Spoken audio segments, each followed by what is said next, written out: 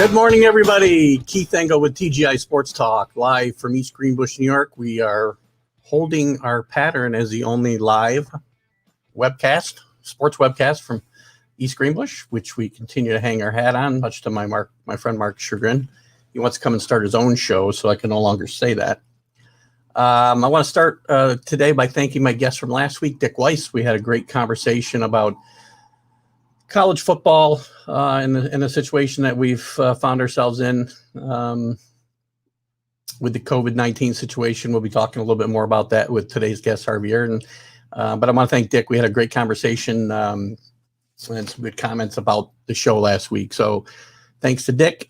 Coming up next week, just a quick note, I'll have Ian O'Connor, who actually wrote the book on Bill Belichick, and I think that'll be an interesting conversation as well.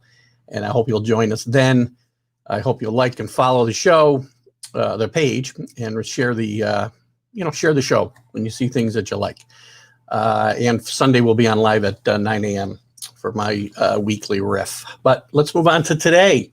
My guest today is Harvey Araton. Harvey's a Hall of Fame sports writer, spent time with pretty much all the New York papers, starting in the Staten Island Standard, the New York Post, the Daily News, and certainly spent, I think, the bulk of his career with the New York Times.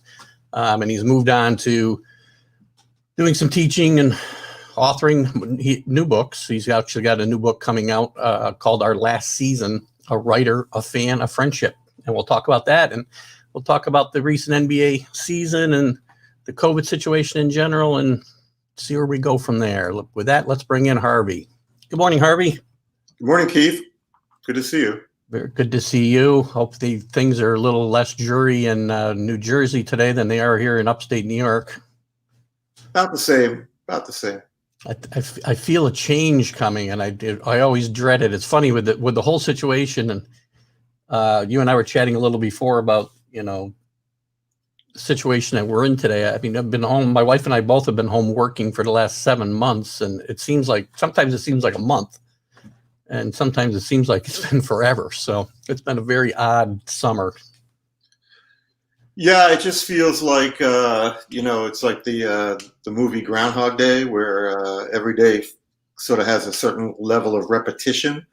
And I find myself falling into the same habits, the same bowl of cereal after I get up in the morning and make the coffee and then decide, come upstairs and do whatever work I have to do. And then certain TV shows I'm streaming. Okay, I'll watch an episode at 3:00 and then think about dinner, get in my exercise, whatever I'm going to do that day. And the next thing you know, it's like 9:00 and I'm thinking like, how much longer should I stay awake? Recently, when sports resumed, I started to drift back to some of my old habits of, going down to the basement and staying up a little later than normal, catching whatever was on, whatever late games were on. That seems to, we still have baseball, but that'll be over in another week, a week and a half or so. And then the traditional fall seasons, we're not going to have anytime soon. We do have football, although that's week to week. If you follow a particular team, you never know whether the game is going to be canceled or postponed. As a Penn State football fan, my older son went to Penn State, and he was there during the scandal years, the real tough times. And then when he graduated, we kind of bonded over the Saquon Barkley revival, and so I've become like a sort of a lunatic. It's probably the most passionate rooting interest I have is Penn State football because I came to it late. It's something very new for me. But I'll be honest, I've had very mixed feelings about the college football season even being played. Penn State kicks off, I think, a week from Saturday at IU. And, I know I'm going to be on the couch watching, but it is with some ambivalence about, kids being out there exposed to this. And we've seen that it's kind of a mixed bag. You feel there's and it appears that you do. I mean, there's a big difference between asking professional athletes to go out and do this opposed to college athletes, or do you feel the same way about on the pro level? Well, I do think that that is the major difference, that, the pro athletes have a union negotiating for them to, one, create the safest environment possible. And two, yes, they are getting paid a lot of money. And, all these professional leagues that, where, players and the unions, their unions have, deemed it safe enough to play and come up with whether it was a bubble or what baseball did. This is a choice that they make, obviously in the interest of preserving, the television revenue that is substantial. Clearly, all sports, until life gets back to even 75, 80% normal, are in for a financial reckoning because, other than places in the South where you see fans in attendance, not that many, but you do see a fair amount at some of these games, college football games. And, I was watching the Giants play the Cowboys last week, and they had, a fair number of fans in the Jerry Dome. I mean, that said, it's going to be a long time, I think, before we see 80,000 people packed together in any stadium.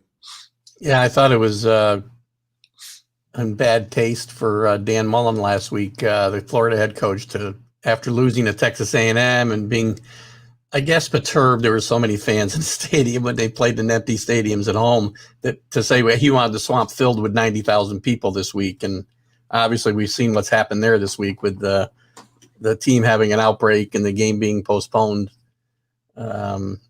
It's just a situation you got to be careful of. I noticed the same thing you did as I watched some of these games, college games in particular, some of the pro games, where they let people in, but then I'd see these huge clusters of people, 200-300 people together, no masks, no anything. We've heard about breakouts on teams, and I wonder if we're just not hearing about the cases that may have come from fans that have been at the games. Yeah, I mean, I think it's inevitable that, outdoors, obviously all the scientists say that outdoor gatherings, are less risky. All summer in many areas of the country, beaches were open, so people are gathering. They may be 6 or 7 feet apart, but they are out there, and they are, yelling down at the beach to, for someone to get out of the water or whatever it is, eating, drinking. So clearly, I think that's been the story of the whole pandemic. We've kind of been making it up as we go along. Yeah. And so, I mean, I read a column in the Detroit Free Press by Mitch Albom. I guess it was over the summer, and he wrote about the contradiction of bars having opened in Michigan, where people are clustered together and they're drinking and they're yelling over loud music, yet movie theaters were closed. Right. It doesn't, when you think about it, it doesn't really make any sense, except to say that the common denominator is that there's risk everywhere. Yeah. Yeah, and it's unfortunate. Too many of the decisions are driven by money, obviously. But which, speaking of money, we're probably heading into what you just talked about too, with the leagues and the money situation, and they're going to have some financial distress. As much money they're going to get from TV revenues, there's still going to be some financial distress. These off seasons for all the major sports, I think, are going to be interesting with free agents and what happens with contracts that are doled out. And Major League Baseball's got obviously got a labor contract expiring. I believe that they've got to settle before next year. So I think we're heading for some interesting times there. It's got to be a long time ago now, maybe 15, 17 years ago. The New York Times devoted a Sunday magazine to the business of sports. And they called and asked me to do the cover story. It's sort of a general overview. And then the other stories were, much more targeted at specific sports and how they operate. And I remember speaking to several people in the industry, some of the television moguls, and all of them were essentially unanimous in saying, the arrow will forever point up on consumer sports, because there's an insatiable hunger for live, unpredictable television drama, and that sports is the ultimate reality television. For all the years since then, it kept going up and up and up. And the example I like to cite is the NBA, the latest NBA television contract with Disney, which was, I forget the number, but it's an astronomical number, and certainly over what it was. And all the NBA had to essentially do to get Disney to jump through these hoops was to say, hey, listen, the contract is coming to an end. If you don't want us to put it up for auction, and everybody knew that Rupert Murdoch and Fox were laying in the weeds out there, ready to just throw, crazy money at them, right, and make your best bid. So the best bid came out, way over the top. The NBA couldn't sign fast enough. And that's how that arrow continues to point up. But this is going to be different. And, I think the next few years, I don't think there's no magic bullet here to eradicate this virus. And particularly for indoor sports, for the NHL and the NBA, you're talking about a whole different game a whole different environment than, something like Major League Baseball. I would suspect that by next spring, when the 21 baseball season begins, you will see, unless things get get much, much worse, I think you will see fans in the stadium, not, capacity crowds, but I do think you'll see people sitting outdoors, spaced at ball games, the way we see it in Texas. Yeah, the championship series this week. Yeah, it's inevitable. They're going to have to figure something out there. I mean, you talked about the NBA and the NHL, and obviously, as the sports resumed playing, they probably handled the COVID situation the best because of the bubble atmosphere they went to. The NBA in particular, I don't know that they had anybody test positive. You might know better than I don't think they had anybody test positive during the whole resumption of the season, did they? No, they had some people testing positive on the way in, and before, when they were out in the world. But once they got down there, it was pretty airtight. I have to be honest, and I mentioned this to Adam Silver in an email the other day, that I had serious doubts, because if you recall, Florida was becoming a hotspot just as the NBA was descending on it. And, that county, I think it's Orange County and Orlando, was the numbers were increasing, almost doubling by the day when the NBA, brought its teams down there. And I think what the whole thing kind of, the moral of that story is, aside from sports, and, you have to tip your hat to them because they did a great job with it. And, the players, there were a couple of guys who were, got caught going out for, takeout or something like that and leaving the bubble. Chicken wings and strip clubs are where you get the best chicken wings, that, right? And a couple of guys, got hurt and left, or had family situations and left the bubble for a while. But you gotta give it to the players. That's not easy to go down there for 2.5 months or whatever it was, and just essentially put we look at it maybe from here and say, right, they had golf and pool and room service, and, they weren't getting on planes and flying from one city to the next. It was probably fun, but they were away from their families and their beds and their homes. And, even summer camp gets old after a while, right? Yeah. So I kind of I said to Adam, I didn't think it was going to work. And what we agreed on was that, what it demonstrates is that you can stop the virus, or at least control it, if you observe the things that people like Dr. Fauci have suggested, masking and distancing, and we all can't live in a bubble. Frontline workers and grocery workers and hospital workers can't live in a bubble. But if we all observe the things and do the things, this thing, would have been much more under control than it is right now. Yeah, I got to agree with that for sure. I mean, as far as the season, for anybody joining us just now, and I'll say hi to David and Bob. My dad's here again. Love it when my dad and my stepmom stop in. Morning, guys. And Bill Pulver. Billy's got a question about the Knicks being contenders, and we'll get to that in a second. It may be a while, but who knows?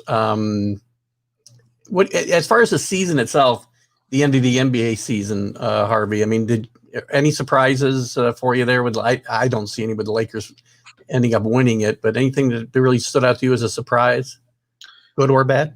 Well, I think it was not terribly surprising to me. It was not a surprise that Milwaukee did not fare as well as people thought they would, the Bucks, because I think we saw sort of a little preview of that last season in the playoffs, where if you defend Giannis Antetokounmpo, better than I could. Good job. If you defend him in a certain way, whereas you concede the 3-point shot and you build a wall in the lane, and you force him to take more shots outside than he'd like, and keep them in a more of a half court game, they don't really have the guard play to break down defenses to free him to do things off the ball as much as maybe you would like. So that didn't surprise me. I was surprised by the lack of consistency or chemistry that the Clippers showed. At the start of the bubble season, I actually picked them to come out of the West. That's how much I love Kawhi Leonard. Frankly, I think, like most people, I was disappointed in Paul George, and I've always been a little suspicious of Paul George. I think he's a very good player, two-way player, but I think sometimes we equate greatness with anyone who signs a max deal. And I think people have to understand that the max deals, the ceiling that they created, to pay the top line players, but keep the salaries, from getting completely out of control and taking up too much of the cap. Sometimes teams have no choice. They don't want to lose an asset, but the asset says, I'm so important to this team, I want the max. So that becomes almost like a rubber stamp thing.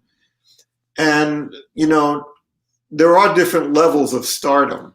And actually my younger son, God bless him, is a Clippers fan and has been. He's 27 and has been a Clippers fan since he was maybe 13, back in the days of Elton Brand and Sam Cassell. So he wasn't a Johnny come lately when Chris Paul and Blake Griffin showed up with Lob City. He's been on the Clippers for a long time, and I can't really explain it. I think he was the only Clippers fan back then east of the Mississippi. I would think so. Except when Billy Crystal showed up in New York. But I said to him when the whole thing, the signing of Kawhi and the trade for Paul George, I said, I don't like when players, even star players, get to play general manager, because they're doing things based on what they think. And they gave up, I would venture to say that the Clippers would have been, if Kawhi had just signed with the Clippers, right, they would have been just as good, if not better, with Gilgeous-Alexander in the backcourt and Gallinari on the front line. And, of course, they would have spared themselves coughing up all those draft picks, which are going to come back to haunt them at some point, especially if Kawhi and or George decide to opt out after next season, which they could. Yeah. And I just think that, and now I understand why they did it, because Kawhi gave them an ultimatum. I'm not coming unless you get Paul George to come with me. So I get it. But I didn't think it was a great move at the time because of my skepticism about Paul George as a top-level superstar. Yeah, we've seen that a few times now. And the Clippers themselves, I mean, they've had some talent. You know, you said your son had been a fan before the Blake Griffin and Chris Paul years. I mean, Doc Rivers, I think Doc Rivers is a really good coach. I mean, when you get to those chemistry issues, do you think it's more, is it a coaching issue, or is it just the way the team management's put the team together? You know, you look at their team that they assembled, and the backcourt play. Patrick Beverley, terrific defender, but again, not a creative point guard. I always like when teams have, look, Michael Jordan had Scottie Pippen, you know, who was a very creative player, a very good passer. They had other clever players on the team. You know, the second three-peat had Tony Kukoc, who was like a 6'10" point guard in Europe, right? On the Bulls, his role obviously had to change, but he was a creative player who could, you know, allow guys like Jordan and Pippen. So they all kind of played off one another.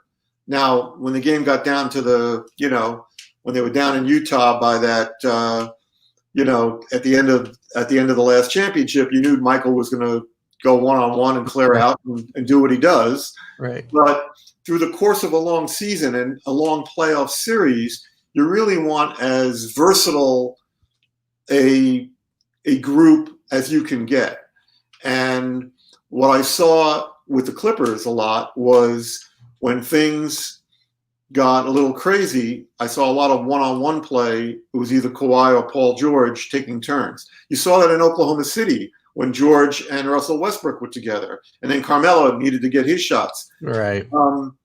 When you see Golden State play at their peak, the ball is moving around. I mean, you just don't know what you're going to get, but someone's going to get you, right? Those are the really fun teams to watch, and the ones that ultimately are successful. And again, that's why, you know, LeBron, people have given him a lot of crap over the years, you know, for maybe passing up a shot in a key moment. But everybody's involved in their offense. And that's why you saw game by game for most of the playoffs, different guys would have really good games. Caruso or, you know, I'm drawing a blank on, or Rondo, or the guard that, you know, who played in Toronto last year, whose name it's not at the tip of my tongue. But different guys, you know, besides LeBron and AD, because both those guys, particularly LeBron, you know, the ball is constantly moving. And that's the beauty of the game. And I think those are the best teams. San Antonio, the Celtics, the old Knicks, you know, the beloved old Knicks of my youth. All those teams had multiple ways to beat you. Yeah, I agree. I mean, those are the teams that I enjoy. I don't enjoy the NBA as much as I did years ago because of the fact there's so many teams, you know, like Milwaukee, like or just unlike what you just described. And they do move the basketball, and it's still a beautiful game to watch when it's played the right way, right? And Golden State plays a lot like the Knicks played in the 70s. And I hope you'll agree with me, without the three-point shot, obviously. But they kind of have the same kind of movement, the ball movement around the court. So let's move. Well, let me actually, before I move on to the Knicks, LeBron. I mean, I think LeBron gets a bad rap with a lot of people. Partly, I think it's because the nature of people is we want to knock people down at the top. For whatever reason, we have this trait in this country. LeBron's a great player. Is it fair to even make comparisons about LeBron and Jordan and Kobe? Who's better? Yeah, I think, you know, when people, you know, I wrote my share, I guess, you know, maybe a small handful of columns that if it wasn't completely about that, LeBron versus Jordan or whatever, it at least touched upon it. And and a lot of the comments, people would say, why do you even have to do that? You know, who cares? And you know, you go into it by acknowledging that it's an argument that will never be settled. But that's the whole point of sports, is like sitting at the bar and arguing. I mean, that's what we do. Right. It's not meant to necessarily slight anyone. I think all of this has been amplified in recent years by social media. So it sounds like there's criticism out there, and that there's a vast anti-LeBron conspiracy to bring him down. Now, clearly, there was in 2010, there was a reaction to his leaving Cleveland and the way he did it. But the guy was 20. I think at the time he was 24 or 25. He had, a team of people setting this up and positioning him for it. He had a network that was willing to stage the whole, parody. And it was hard for me to get upset with him for making reality TV out of in a culture that thrives on reality TV. Yeah. Yeah. So, but I don't understand the guy, I shouldn't have to defend him, but look at his record, not only on the court. I mean, 9 finals in 10 years. That's ridiculous. If you go and, yeah, and if you go and look at the teams he went, besides the championship team, those were not great teams. Now he's won titles with 3 different franchises. He's made, I saw this the other day, he's made more game-winning playoff shots than Jordan and Kobe combined. Off the court, the things he's done in Akron, the school, the I Promise school, yeah. The college scholarships for kids. I don't know, people who are critical of him. Yeah, I mean, he's engaged in the political arena, which, we always, a lot of us in the media got on Jordan during the 90s because of his policy of playing it straight down the middle and not wanting. He didn't get involved, right? Yeah. Yeah, I mean, I always feel like it's, if an athlete chooses to be apolitical, that's his business and he's entitled. I mean, not everybody has to be political, and not everybody has to be political, or weigh in on every issue. I mean, people who are getting on LeBron about, the China thing, because the NBA was so heavily invested in China, it was like, well, you're only really you don't have to, but if you want to, speak out about the things that you feel passionate about. You're not obligated, if you're passionate about something in the United States, to speak out about every injustice in the world. Right. Our politicians don't. They pick and choose based on the things that, they're self-interested in. Very good point. I think he's got, and you're right. I think the negative, it seems so much negative because that's what stands out. They're the loudest speakers on social media, right? Or the people who want to, whether it's LeBron or anything, the voices you hear are the loudest are the negative ones. So, well, as someone whose career goes back to the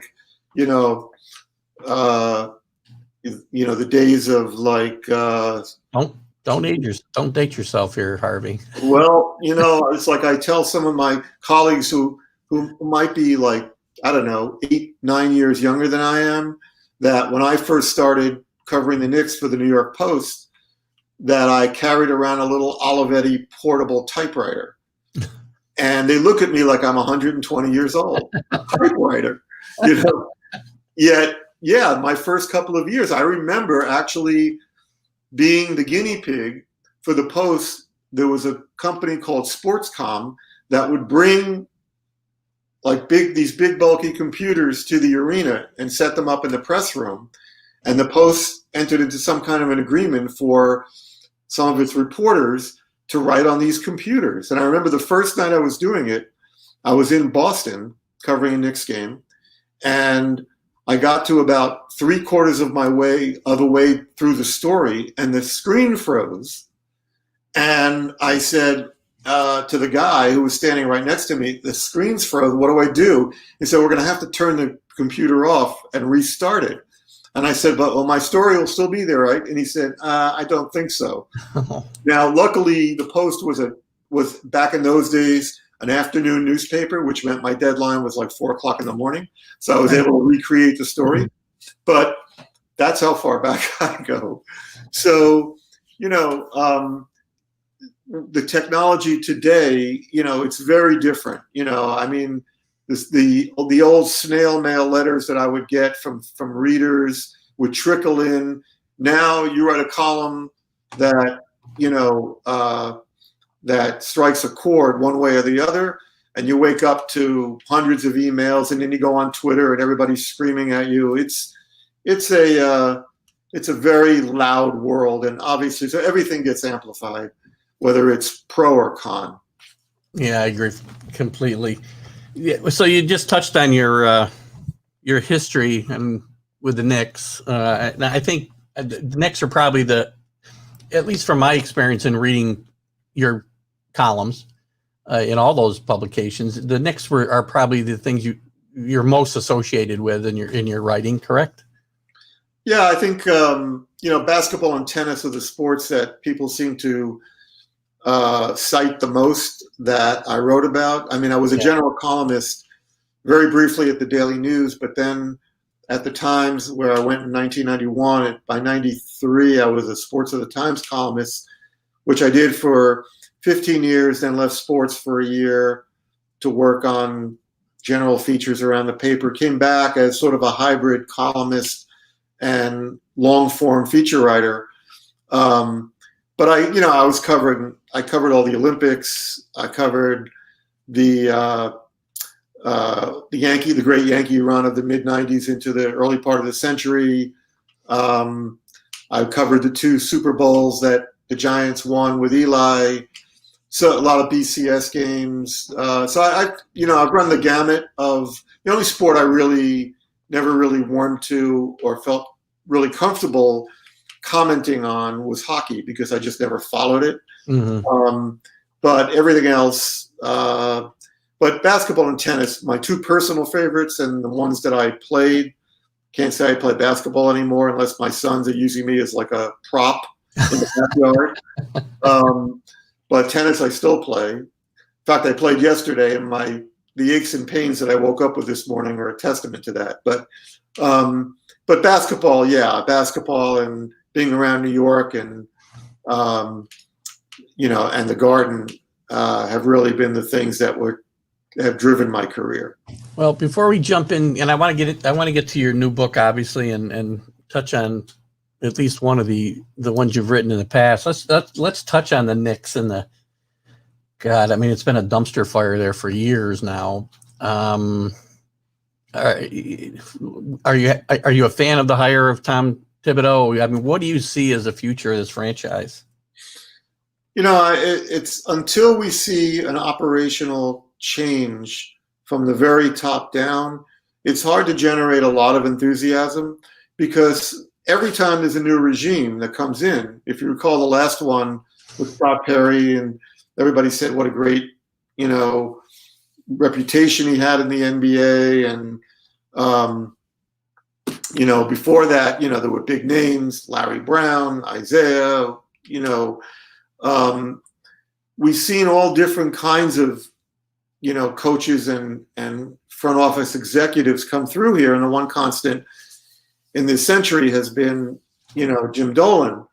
And let me give you an example about the ways things can go sideways in a hurry. So when people talk about Dolan now, like since Phil Jackson, they'll say, especially on the networks that that are affiliated with the Garden, they'll say, Jim is not really interfering in the daily operation of the team.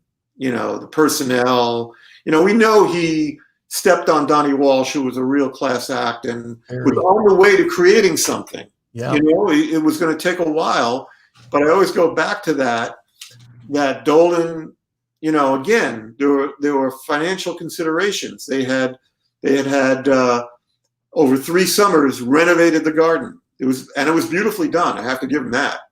Renovated the garden over 3 summers, and right before it was going to open, officially the total reconstruction, they knew that they were going to basically jack up the ticket prices astronomically. So the woman I write about in my new book, who and the book is about a 40-year friendship I had with a woman who literally sat behind the Knicks bench for 45 years. Never saw a title because her first year was 73, 74. She died in June of 2018. But, her seat was going to go from $330 per game to $900, right? So, yeah, they renovated the arena, but they were going to make the fans ultimately pay for it, which is the way the game works, right? Right.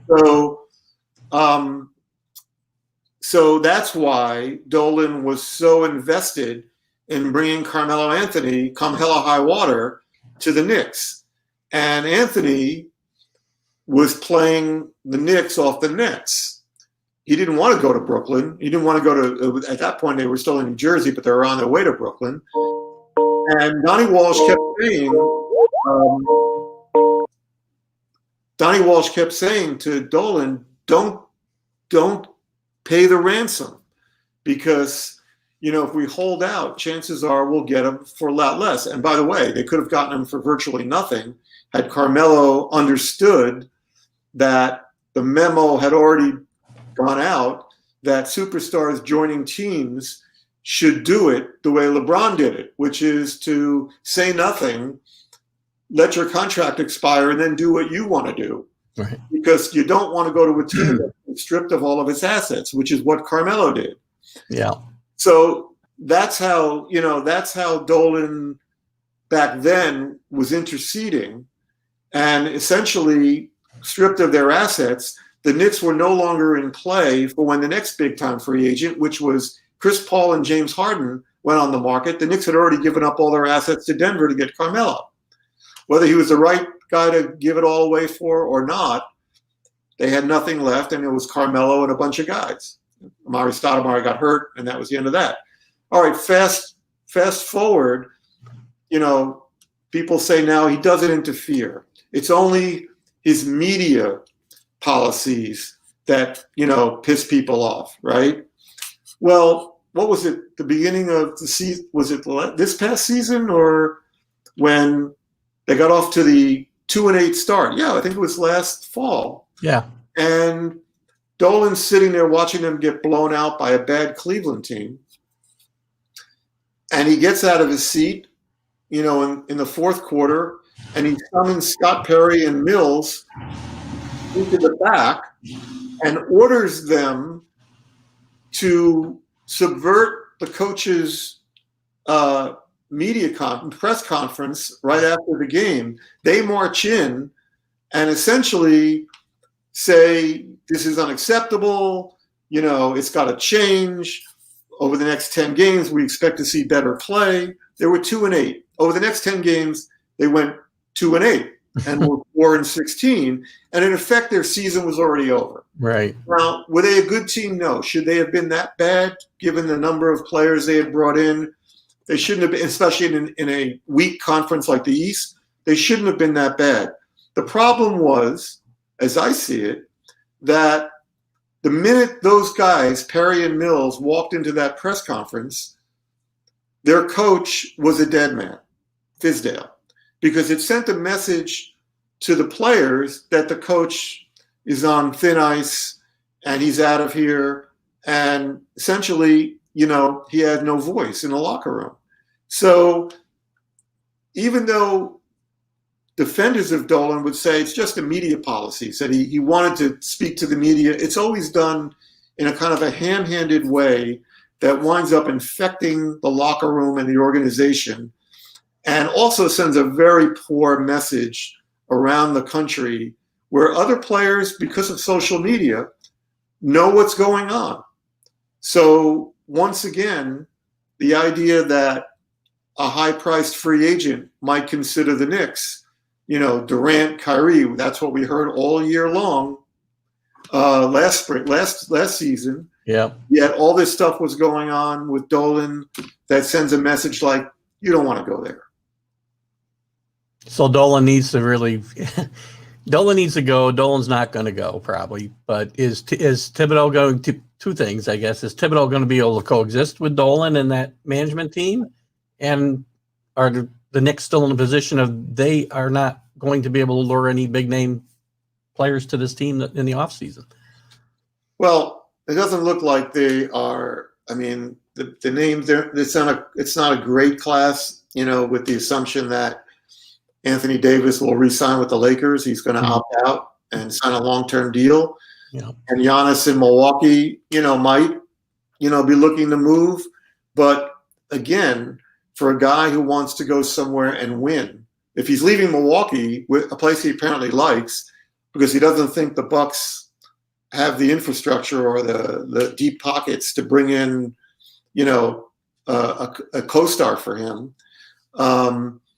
then why would he come to the Knicks? Mm-hmm. Which is still, even with him, yeah, they'd be a lot better, but they're not going to be a championship level team when he can go do what a lot of the stars these days are doing, which is teaming up in a place where they are instant contenders. And Golden State and Miami are both places where they will, have not only, Miami will have the cap room because a lot of their players, aside from Jimmy Butler, are young players who are not on mega deals. And Golden State has resources to trade for them. Right. So it's unlikely that we see a big name guy come and that the Knicks are going to have to build, in all likelihood, I could be wrong, but in all likelihood, build with a core of young players. They have to hope that that Barrett, is a star in the making. He needs to develop a consistent jump shot, has some other good qualities to his game. The young athletic center that, is a force defensively, but he has to learn how to stay on the court and develop some kind of offense. But he could be useful in a high pick and roll game. And then they have to just basically draft smartly and develop players, and that probably means another few years of losing, but growing. Now, will they have the patience for that? Remains to be seen. And again, it's always, in that organization, no matter who you bring in, how frustrated they get with the Dolan ownership. Do the fans have the patience to wait? Well, that's one of the more remarkable stories, and I write about that in my book, that despite, 2 decades now of, mostly bad basketball and some horrendous basketball and sort of a lot of unlikable personalities coming through here during those years, dysfunction, some ugly episodes with the owner and the fans. Somehow the Knicks fan base has remained incredibly loyal. Yeah. I mean, the string of sellouts ended, and there were some nights when maybe there were 1,500 empty seats. But by and large, and I think that speaks to the NBA as sort of a sexy, evening attraction, so that the opponent, you can sell the opponents. LeBron's coming in, Curry's coming in, Kawhi's coming in, and it's a basketball-loving city, and it's a good, it's a kind of good sport because it's in Midtown to go out to dinner. Now, again, all of that is up in the air, like it is everywhere because of the pandemic, and I do think that the NBA, because of its courtside at the Garden or Staples Center, people are just packed in. That's part of the appeal. These people are squeezed into these usually expensive seats, but the frenzy of courtside and the electricity of the game and the beauty of the athletes, is all part of the equation. That is not going to come back anytime soon, I don't believe, unfortunately. And real quickly, because I do want to get onto your book a little bit more, and maybe one other topic. Thumbs up or thumbs down on Thibodeau? I like Tibbs. I mean, I think he'll definitely, lay a foundation of defense, of commitment. I guess the main question would be, and he's had success pretty much wherever he's been, but I guess the main question would be, can he deal with, a building process and essentially not overuse players as alleged in other places, and essentially just be patient with young players. A guy like Frank Ntilikina, he's shown some promise, but it's been jerked around so many times and play for 6 games, then bench behind a litany of guys. Can they say, these are the guys we're going to build with, and just be patient and allow them to grow? I think, but I think the young guys who play for him will learn. I hate to use the old Larry Brown, cliche, but I think they will learn to play the right way. Well, that's a hopeful sign then. So switching gears a little bit, and again, for those of you who might have come in late, Harvey Araton, longtime sports writer in New York for all the major papers, and author of at least 10 books. I hope I'm not other author or co-author of at least 10 books. I hope I'm not underselling you there, Harvey. That works. Is my guest today. And so let's talk, because I don't want to, not get a chance to talk about your new book, Our Last Season, a writer, a fan, a friendship. Why don't you tell us a little bit about that and when it'll be available? Well, the book publishes in about 10, 12 days on, I think, October 27th. And this is a book that is near and dear to my heart. I mentioned earlier that it's, in some ways, it's a memoir that covers a memoir that could be considered a sequel to the book that I wrote about 9 years ago, When the Garden Was Eden, which was about the two championship teams. Thank you.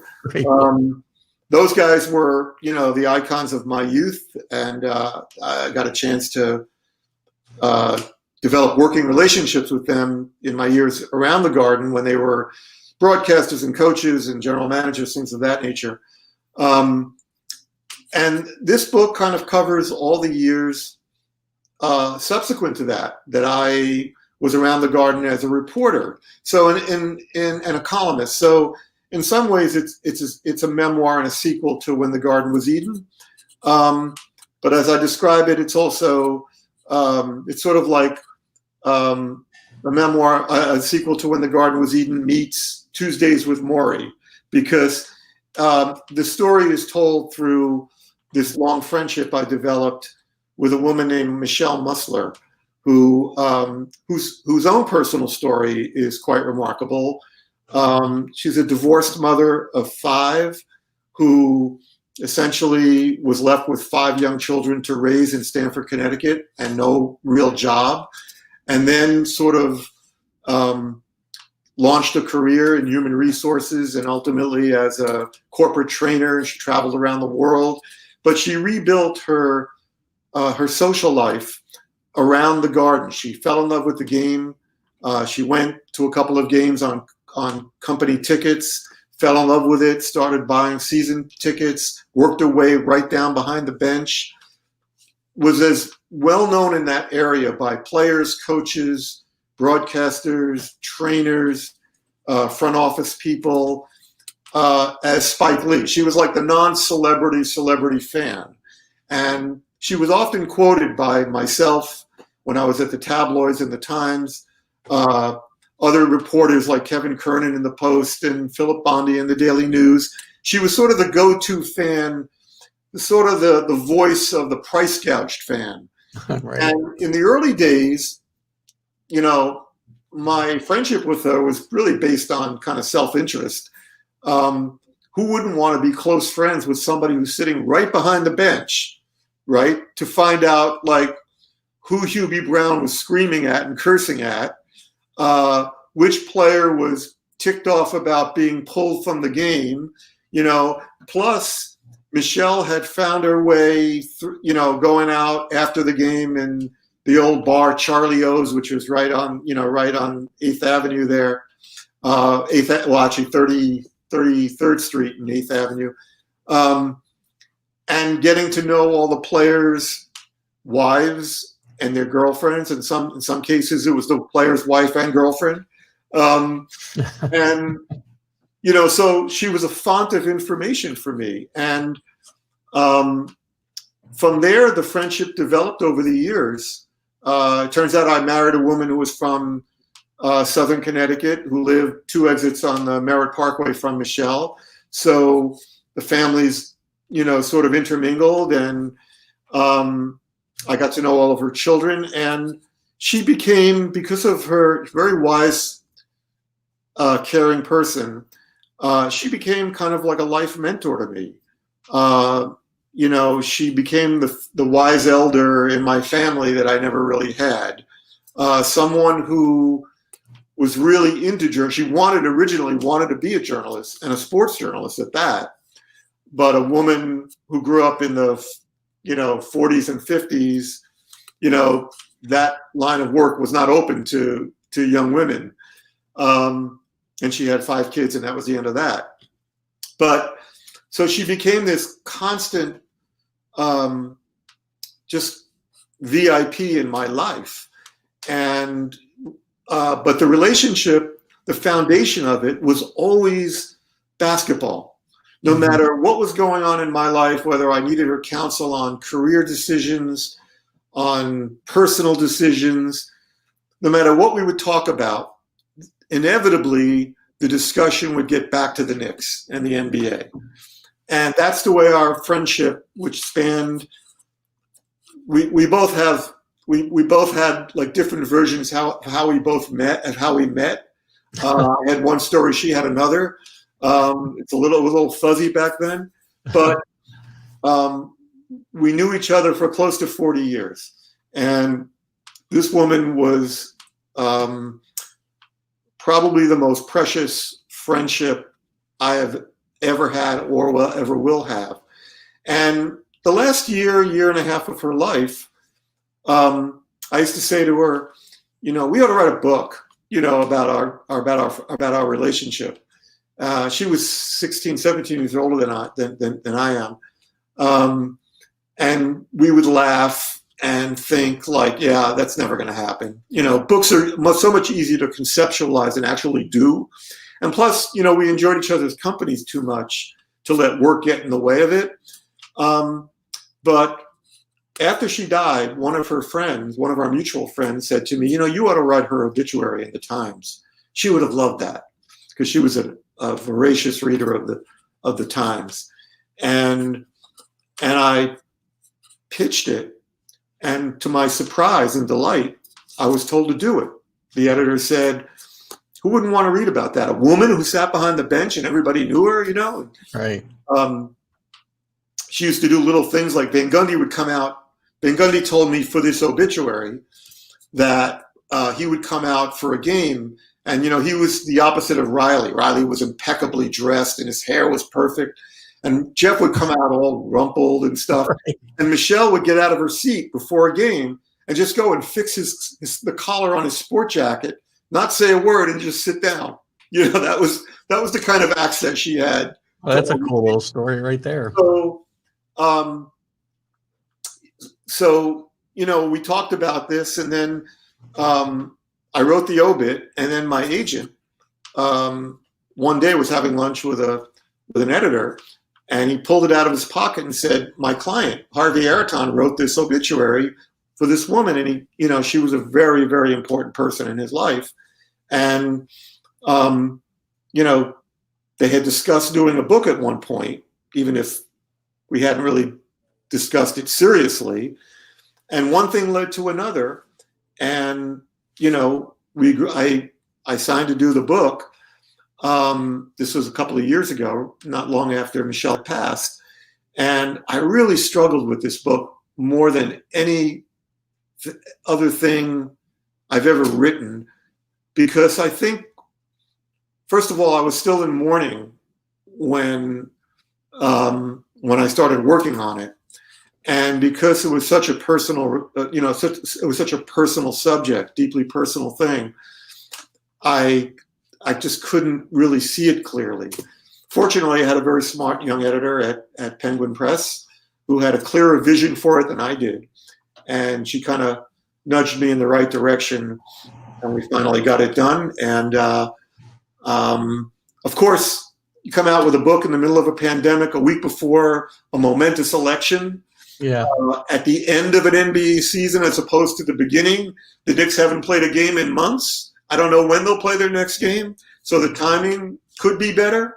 But honestly, I've always said about books, and I always tell young writers who ask me, for any advice on when they're writing their first books, do something because you really want to express something. You want to tell a story, not because you're thinking of how many sales you'll get, or, that you're going to be rich and famous or whatever. Do it because you're burning inside to say it. Because books are like carrying around a book for a couple of years, from start to finish, and publication is like carrying around carrying a safe on your back. It's always there. Yeah. Fortunately for this one, I'm no longer working full time. I write occasionally for the paper, teach a course at Montclair State University. But so that made this, my full time job. But, it really was truly a labor of love. Well, I think it's going to be a tremendous book, and I can't wait to get it. And as soon as I can. I've read a lot of your books. I mentioned, during your conversation about this book, that the When the Garden Was Eden is one of my favorite books ever. I mean, I'm a little bit younger than you, not a lot, but a little bit younger.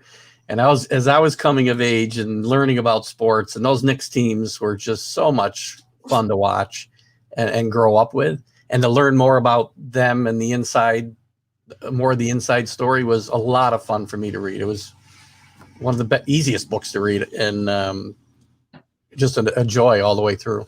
It was, to be able to go spend quality time. I've known all these guys, again, through as professional acquaintances, but to be able to go spend 3 days in Louisiana with Willis Reed, and, he took me fishing, and to his hometown, his little town of Bernice, where he grew up, a segregated town, to go to St. Croix and hang out with Frazier at his little hideaway. That was one of my favorite parts of the book, was reading about that. Yeah, those things were all, again, I grew up worshiping these guys, and to then not only work with them, but then hang with them and write about them, and realize that they're quality human beings as much as they were great basketball players. That was a real treat. This book covers a lot of the storytelling is a lot about the Bernard King years and the Patrick Ewing years and Riles and on into this part of the century. There is a chapter near the end of the book about Michelle's last years sitting behind the bench and kind of gradually losing faith that she would ever see a Knicks championship team. And the title of the chapter is Dolan and the Death of Hope. I'm sure he'll appreciate that. Very fitting. I do hope as we wrap it up here, Harvey, I appreciate you spending this hour with me, and I hope the Knicks find a way to improve. While I'm still a fairly young man, because as I've said to some of your colleagues that I've had on the show here the last several months, every sport has got teams where the league is better when those teams are good, and the NBA is just better when the Knicks are good. And I don't think anybody can argue that. It's like David Stern always said, when the Knicks of the early 70s were winning their 2 championships, the league was really a mom and pop type league, and they were not a national phenomenon. We in New York like to think of them as this, the Bulls of the early 70s, but they weren't, because the apparatus for marketing wasn't in place. The league didn't have that. But he told me several times that, as an observer, I mean, he was an attorney with the league and in those days, he saw, because Madison Avenue got so excited about the Knicks, and it was this, they were on Broadway. He understood, or at least recognized, what the NBA could become, this sort of blurring of entertainment and sports, if they did have the right marketing strategies to take these beautiful athletes and do something more profound with them. And that began to happen at the dawn of the Bird Magic era in 1980, and then building through the 90s with Michael. Yeah.